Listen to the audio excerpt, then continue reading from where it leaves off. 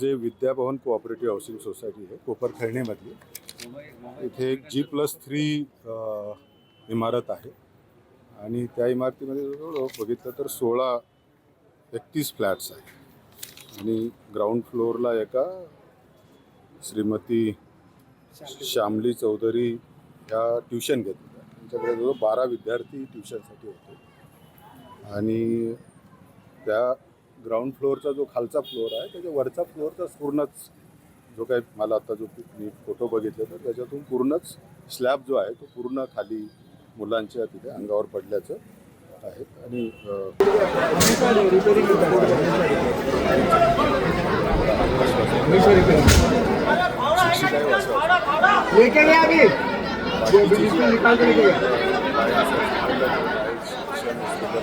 हॉस्पिटलला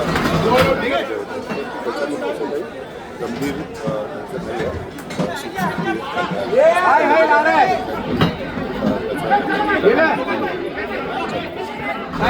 एक मुलगा मात्र गंभीर जखमी अशी माहिती आहे. मी वाशी हॉस्पिटलला गेल्यानंतर मला नेमकी ती माहिती होती.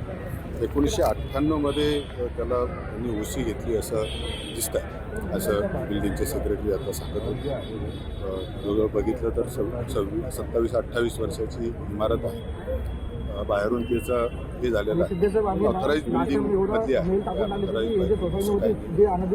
याच्यानंतर आम्ही बिल्डिंगचं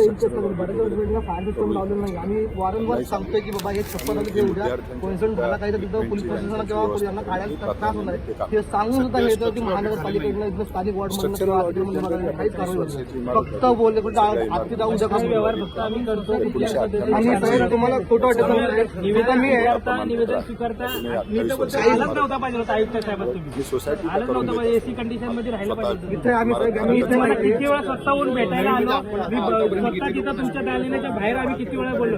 आम्हाला भेटायला टाइम नसतो. ज्यावेळेस तुमची भेटायची वेळ असते त्यावेळेस पण तुम्ही भेटत नाही. दुसरी गोष्ट तुम्ही खरंच आलंच नाही पाहिजे. नाही आलंच नाही पाहिजे. दीपक बदल खाली करण्याची तुमचा त्याच्यामुळे अतिक्रमण वगैरे केलं म्हणजे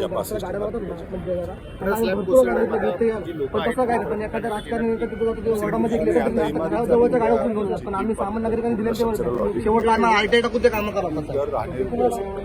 तात्पुरती व्यवस्था आमचे वॉर्ड ऑफिसर कधी दिलेली काय कधी एकदा पण नोटीस आली नाही. एकदा